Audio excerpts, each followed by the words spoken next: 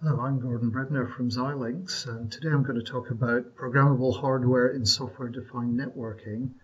And at first sight, this doesn't seem like a consistent topic, because normally software-defined networking does not talk about hardware.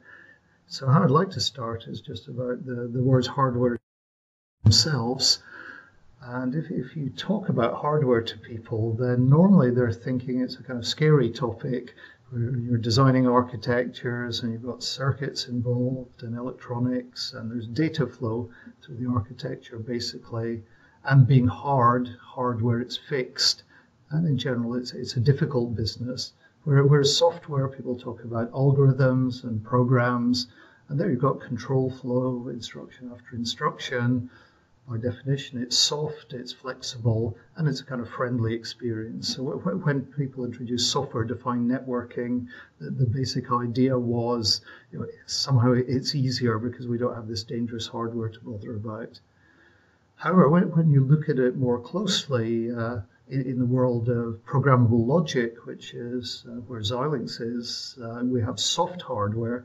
So its look and feel is like hardware and it has a performance of hardware, but you can actually change it by programming it and reprogramming it. And if you also look across at the software world for embedded software, very often you produce hard software, which is where you produce the software once, compile it, then it's unchanged for years. It just sits there. So nowadays we've got this kind of mixed world where hardware may not be hard and software may not be soft. And when you've got this world, you can do things like co-designing algorithms and architectures. So instead of saying, I've got an architecture, I'll write an algorithm for it, you can actually design the architecture to meet the algorithm through soft hardware. And you can also mix up control flow of instructions with data flow running through the architecture. So instead of just talking about hardware-software co-design where you've got two components and somehow they have to talk to each other, you can actually design them together holistically. So that's a backdrop to this talk. And really the SDN-related comment is initially there was an idea you have this dumb switching hardware. It's just a simple fixed chip which can switch packets, and all the smartness is in software. Is to have an idea where there's more of a partnership and you can have smart hardware and smart software working together. So the takeaway from this is maybe the words hardware and software are harmful themselves. And in a theme I'll come back to, an ossification of thought here, because when SDN was first introduced, it was to address ossification of the network. That's where the network had become stiff and unchangeable, and innovation was prevented. So maybe just using these words is ossification of thought. So this is something to keep in mind during the talk today. Now, if you look at current open flow, and in many places, software-defined networking is equated with open flow. That's one component for software-defined networking. The original idea was indeed of sort of dumb hardware, where you have simple switches and then software running on standard processors. And there's this simple instruction set architecture for the processors, which allows you to program the switch. And if we look inside the switch here, you can see there's a pipeline of flow tables. And the idea is that a packet is processed by looking up flow tables. And there are typical entries here on the right. For switching, you can see we've got various well-known fields in a packet, like Ethernet, MAC address fields, IP protocol fields, TCP protocol fields. And depending what's in the packet and whether it matches a table entry, then you do actions, which you see on the right there. And that's a simple model. It's called the match action execution model, because you match things up and do actions. And the idea is the controller, which you see at the top there, is where all the software intelligence is, and the open flow protocol is used to program this simple switch model. So the question is, well, what's wrong with this? Well, if we look at OpenFlow since its inception, when it first became a proper standard, in the original OpenFlow 1.0, there were 12 well-known packet fields, like the basic ones for Ethernet, IP, TCP. And then if you look at the versions of OpenFlow coming along, 1.1, 1.2, 1.3, over a sort of almost 3-year period, gradually more and more known fields are being added, so you can address more useful networking applications. And by the time of OpenFlow 1.3, we've actually got 40 fields. So if we take these tables literally, that means we've got a table with gigantic width. If you add it up, there's over 1,000 bits involved in these 40 fields. And so it's getting complicated, but the observation here is that it's more ossification. You know, these are the well-known protocols that have been around for tens of years, and we're describing them, and there isn't much scope for innovation by having new protocols at all. So it looks as though this simple instruction set architecture isn't quite as flexible or simple as it might seem from software. I know if we look at the later versions of OpenFlow and to an optical audience, 1.4 added some support for optical ports alongside packet ports, and the latest version of OpenFlow 1.5 came out at the end of 2014. That didn't add any more fields, it was just playing around at the edges to a large extent. So OpenFlow itself is evolving, but still trying to map itself onto this very fixed model. Now, the thing is, in fact, when you look at real network switches, there's actually tons of programmability in it. You know, they're not dumb hardware to any respect, but the fact is that programmability comes in all sorts of different guises. So you know, on one hand, there's control processors. These are where we're expecting the software to be running, and these come from the usual suspects, of course. And there you've got the programmability, which is normal software. You can sort of write, compile, and run programs. Then there's a whole world of network processors, which are more specialist processors for networking functions. You have acceleration of packet processing, things like encryption and stuff like that, which come from more specialist vendors. But again, the idea there is more software-like programmability. You write programs. Then if you look inside these, there's all these special function blocks which have programmability, you know, things for queuing and scheduling packets before they're transmitted. They have some programmability, crypto functions, etc. And particularly for the optical world, there's also optical components where you have programmability of which wavelengths you're going to use, how many wavelengths you can use, and stuff like that. And you know, all of these components can sit together in a network switch. It's not just it's always one chip. Sometimes people think you've got this very simple model of one switching chip, brackets, which is dumb, whereas all of these things are together. And then the fourth piece, which I put in a bit bigger size here because it's what interests me most coming from Xilinx, is programmable logic, which kind of can do attributes associated with these three kinds of functionality, from the special function blocks through to control processors. So most of which, what I say today, is going to be around where programmable logic can fit in as a smart kind of hardware that goes along with the smart kind of software. Now, if we go back in history, I've been working with programmable logic for around 25 years now, which is a bit scary in its own right. But if you go back to 1990, a kind of programmable logic device, it was pretty simple. You maybe had the order of 1,000 logic cells, where a logic cell was a 2-input logic gate, some local wiring, and the key thing was it was programmable by writing to memory. So this was the genesis of programmable hardware. And to work with these, one had fairly simple circuit design tools, and because of the size, you could only implement simple functions. At the time when I started out in this, the kind of research perspective was, well, we've got gates and wiring which can be programmed. So how are we going to use that? It's a very scarce resource because you've only got a small amount of it. And a lot of us spend a lot of time on something like virtual hardware. Just as with virtual memory, you have a small amount of real memory and a big amount of virtual memory. The game was, can you pretend you've got a large amount of programmable logic and map it onto a small amount of programmable logic? But at the end of the day, really this was just for niche applications and a bit of glue maybe somewhere where you've got the design wrong. But it was an act of faith back then to think in 25 years' time this might be the key technology. Because if you are now, 25 years later, the latest devices from Xilinx have like 4 million logic cells. So that's 4,000 times more resource. But importantly, the cells are actually more powerful. So instead of a 2-input logic gate, we've now got a 6-input logic gate and flip-flops. And there's embedded function blocks for accelerating things like DSP functions, complete processors perhaps, and memories. and there's a lot more wiring between the components, and it's still all programmable by writing to memory, so that survives. It's programmable hardware, but there's just a ton more stuff available in it. Hardware design tools are typically used, and I'll say more about this on the next slide. But the message is you can implement complex systems. So, for me, what was a dream 25 years ago, when what I was implementing as a networking guy was one checksum computation function, and that occupied almost the whole programmable array, and that was it, is now you can implement complicated network switches completely on a single FPGA.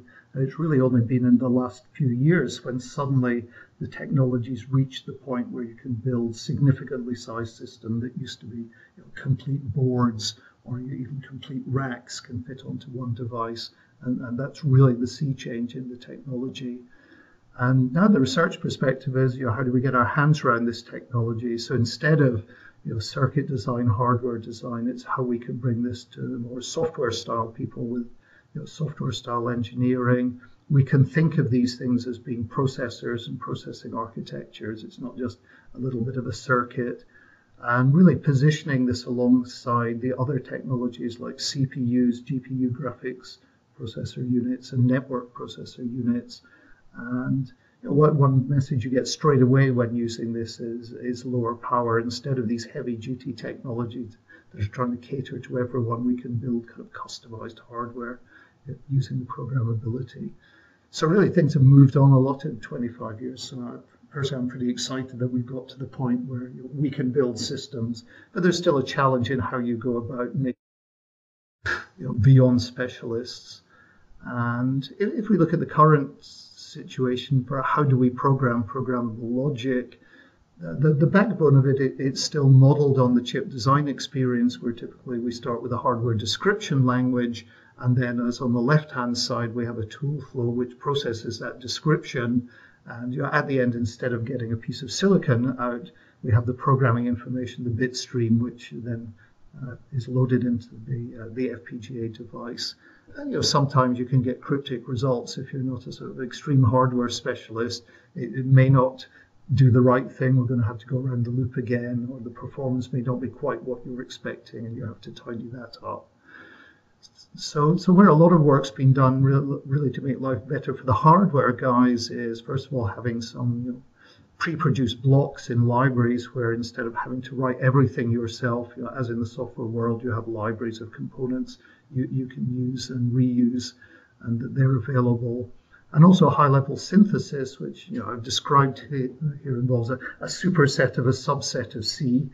So you leave out the difficult bits for hardware, and then you add some extra capabilities, and then you translate that into a hardware description language. And sometimes you can take existing algorithms and then compile them. Other times you're thinking more architecturally in terms of what you do in C. And it's the start of a transition. It's the first layer of having software-like approach for hardware guys. And really the next step beyond that is more abstraction. So you have something which software people will recognize. They won't be bamboozled by what we see at the bottom of the slide here, the circuit diagram and having to worry about that. And that's what I've spent a lot of my time on over recent years. So what we've actually been working on has now become what Xilinx calls SDN for software-defined networking, and it is a programmable packet processor. And the basic characteristics of what we've been producing are going around the clock. It's targeted at high performance, like 100 gigabit and up packet rates. It can go at slower rates, that's easy, and we're scaling it up towards 400 gigabit rates at the moment, following trends in the standardization community. It has a high-level programming mechanism. It's a domain-specific programming mechanism, so it involves a language that's not a general-purpose programming language, but it's actually customized for packet processing. And that's really where the trick lies. Instead of saying we can take any programs you write and compile it into 100 gig packet processing, the domain-specific puts constraints on what you write to this particular domain. But on the other hand, it helps people, instead of having to think in terms of writing C code or detailed programming. You can actually describe what you want rather than how to do it is the aim. It also has some microcoding or firmware, so if you make changes to this description, you don't have to go through the hardware generation process every time. You can just adjust the firmware, and that can be done instantly. And in fact, in our system, you can update the functionality literally between packets, what we call a hitless update, so that that way you don't have to say, well, I'd like to make a small change to my nice high-level description. Oh, it's going to take an hour or so before I can recompile it and reload it and stop the system. You can actually literally between packets update it. And the final point is where we see kind of reduced cost and power, because it's generating the perfect hardware, if you like, for your function. With other technologies, they have to be able to support everything a user might want to do. So you might have a block that does cryptography, which only 1% of the people ever use, but it's sitting there, it's occupying silicon, it may be consuming power as well. With this, we can actually produce the perfect fit hardware. So taken together, this is something that you can really only do with programmable logic to get the performance, have a high-level abstraction, have runtime hitless updates, and perfect hardware. Is something you can't really do with any of the other technologies that I mentioned earlier. So just to take you briefly through this is what happens. You write your packet processing specification in our language, which I don't have time to go to here, but if you look very closely at the screen, you can see a tiny fragment. It looks a bit like C++ in terms of its syntax if you look very closely at this. And then the key thing about our compiler is this specification says nothing about the implementation or even the performance you want. That separately into the compiler, you feed that information.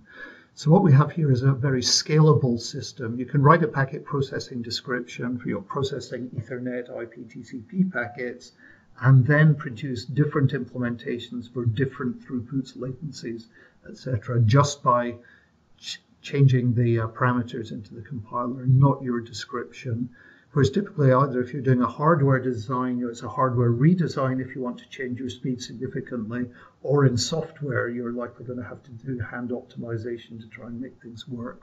So the idea here is that this description is one level of abstraction above what needs to be implemented. So as I say, it's the what rather than the how.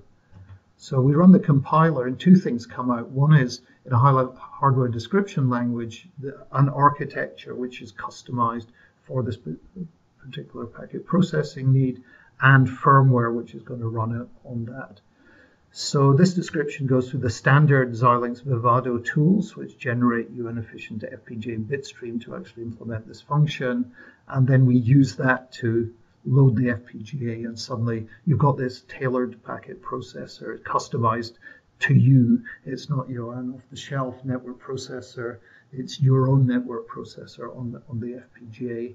And then while it's running, we can do these firmware updates when required. So if you do big changes, and then you regenerate the hardware. But for typical small changes, like adding or subtracting protocols would be an example of a small change. We can do that via firmware. So that's basically how it works. And the kind of experiments you can do with that is, in this one, what I'm showing you is just varying the throughput in gigabits per second against the amount of the FPGA that's actually used. And you can see we've got pretty linear graphs here for 5 different examples. And again, if you look closely, you can guess what protocols have been handling here. Like in one of them, it's the whole TCP and IP4 and IP6 stack. And if you look at the throughput, we're kind of starting here and going up into the high hundreds of gigabits. And you can see we're using more FPGA resource. You don't get anything for free here. But what happened is with the compiler, all we were doing was changing the throughput parameter. We weren't changing the description. We weren't having to give any implementation detail. And it was outputting the hardware description, which uses this amount of resource in order to deliver the functions. So that's one of the things we can do here. Another thing we can do is latency. 5 years ago, no one was talking about latency, and now everyone talks about latency. How long does it take to get things through your pipeline? So what this is showing is for an IP version 4 packet forwarding design, different trade-offs you can do by varying internal pipelines. And again, this is not something the end user sees. It's the same description. It's just changing what the compiler generates. And we see here, again, for increasing resources, you can see differences in latency while maintaining the same throughput. So if you're interested in investigating how much will it cost to change the latency, this is another thing we can do. And say another example is, do we need the runtime programmability? So in this example here, which came from a major telecom equipment provider, it actually handles 30 different protocols for packet classification. And at the top right, if we allow complete programmability at runtime so you can make major changes, then the latency of this was coming in at 400 nanoseconds. And the other extreme, if we actually say you can't program it at runtime, you'll have to recompile it, we can get it down to 100 nanoseconds. And by reducing the amount of programmability, we can get these trade-offs you see in the graph. So again, this is another lever we have without changing the user's description of how this 30 protocol packet classification is done. We can say, well, we can trade off, nothing comes for free here. You can trade off latency against programmability. On the previous slide, we saw how that affects FPGA resource. So the idea is you can customize things in a way that would be impossible without the use of programmable logic. This makes all of this possible.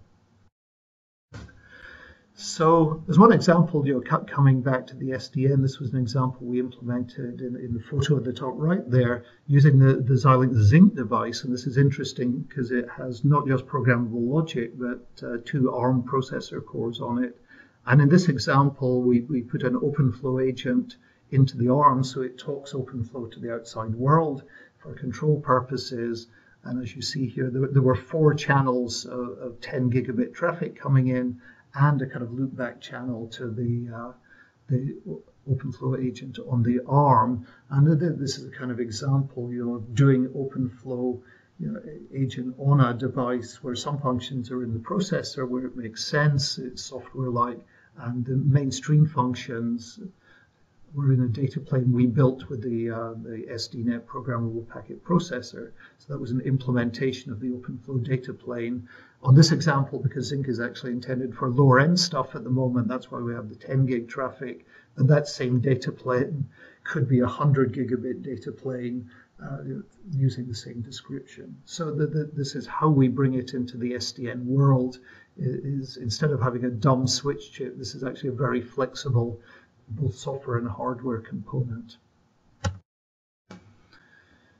So the thing here is we can modify functions in the hardware, and if we look in the optical world, and this is something I spoke about at OFC a few years ago, where you can actually have this flexible hardware where you can change the different framing protocols like the OTU and OC optical transport standards or Ethernet or fiber channel, and you could actually change the framing used on particular ports at runtime without affecting the traffic. Similarly, there are a lot of different forward error correction algorithms used in the latest optical standards. Again, we can modify this in the hardware with the programmable logic. So in terms of your optical networking components, we have programmability at this kind of level. And that's a special case, really, of what's the current one of the current hot topics is network functions virtualization. And again, as with SDN, the initial idea comes from a software perspective. You can have, instead of 10 different appliances in 10 different boxes, using software and virtualization on a commodity server, you can have different appliances. And really the new idea we're adding to that is we can use programmable hardware to achieve the desired performance. It's okay if you only want to go at 1 gigabit or even 10 gigabits on a commodity server, but if you really want performance from your network functions, then adding acceleration and programmable hardware. And the optical examples show concretely where you can configure these accelerators on the programmable logic. And as in the examples I showed you, you can dynamically change this hardware during operation. And then the remaining question, the theme of this talk is, what can happen in software-defined networking in terms of modifying the functions. The example I just showed you on Zinc has a fixed open flow pipeline because the open flow standard is fixed in terms of what it expects to be there. So the question is, what are the trends in SDN? And this is something I'm very actively involved in at the moment. And the basic notion is what's called protocol-independent forwarding. And I quote from Nick McEwen, who's the godfather of SDN, last September. It's how to tell your plumbing what to do. So the idea is instead of having fixed plumbing, as in current OpenFlow, you can actually program the plumbing. Nick made the observation, which I think we'd all observed well before September 2014, is some switches are more programmable than fixed function ASIC, as I showed you in the early slide. And what Nick proposed for protocol-independent forwarding was a kind of three-stage programming approach. Initially, you start with a switch that doesn't know anything, basically, like what protocols there are or how to process packets. Then you tell it what kind of protocols are of interest and how to process the packets, and then the switch runs. So with current OpenFlow and SDN, phase 0 and 1 are plumbed into the plumbing, no pun intended, that it's fixed. The switch can only do certain things, and as we've seen, the OpenFlow standards had to grow and grow and grow just to add on more and more features. And the idea here is to have the bare switch and then you program it. And that's exactly the kind of thing we were doing with the programmable packet processor, of course. And this is another of Nick's slides I stole from the same talk. The idea is that there's several emergent languages for describing this programmability. There's one in particular called P4, which Nick and others have been promoting as a potential standard, and there's a p4.org website and foundation behind it for driving that. We have a language currently used for our SDNet, which we're currently converging with P4, so we're supporting the same thing. And a few other people have other languages like Piffle and Packet C and things like that. And Nick's idea was, as with normal compilation, where you don't write a compiler for every high-level language and every processor combination is there, you put in an intermediate representation. For normal software, LLVM, for example, is one common intermediate representation. Then each language person has to write a front-end compiler, and then each target writes a back-end compiler. And his idea here was to bring this to the world of networking. So we have front-end compilers, an intermediate representation, and then back-end compilers for the variety of different switches. And this was at an Open Networking Foundation event, and it launched a new open source project to work on this intermediate representation. And here's a summary of the project. Currently I'm chairing the working group, in fact, within ONF, and it's been incubated as an ONF-only project, but from 1st May this year, 2015, it's going to become a fully open source project under ONF have a new website for open source SDN projects, and this is the number 1 or number 2 project on that list, and we're going to transition it to open it up to everyone very soon. So the current focus of this project is what should be in an intermediate representation. For normal compilers, it's pretty obvious. You know about things like registers and doing arithmetic and branch instructions and basic blocks and things. Whereas this is a new area, is what would be a good intermediate representation. So currently, that's the subject of the group is experimenting with that through doing open source code and experiment, and then in parallel with that, people are looking at back-end compilers from this intermediate representation. So, for example, for FPGA, that's something I'm working on myself using our SDNet technology for Xilinx, and we already have most of the pieces in place for that. And as I say, we're moving towards having P4 as our front end.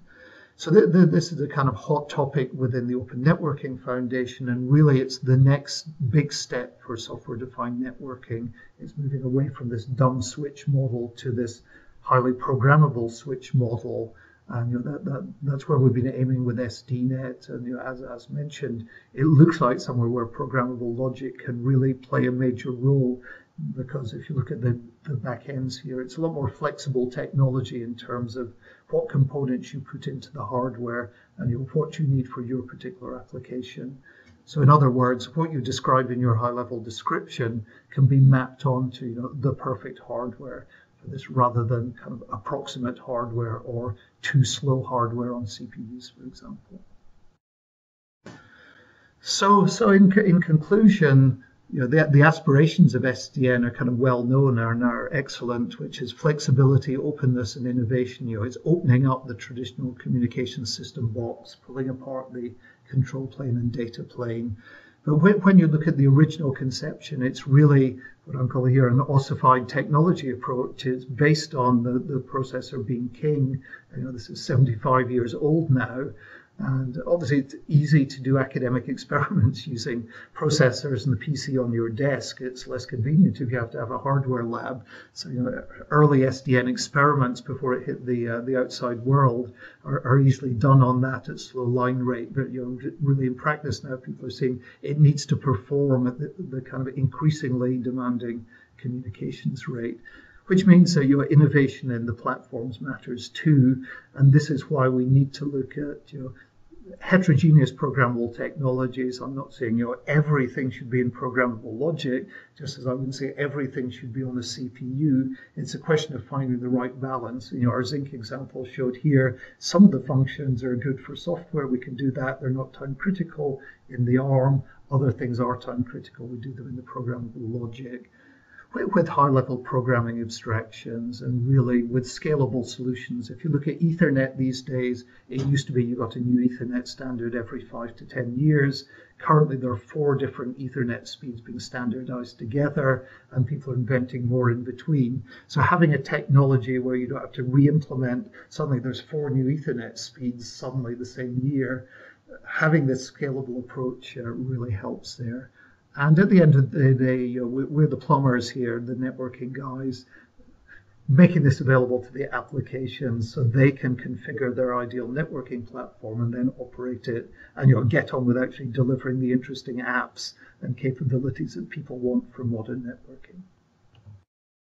That's the end of the talk, and hopefully I've given you an overview of trends in SDN, but also the role of programmable hardware in delivering on this vision that people now have in the SDN community, which before maybe you couldn't see this vision, it was too early, but I think we've made good steps towards it, and this is definitely the trend over the next 5 to 10 years.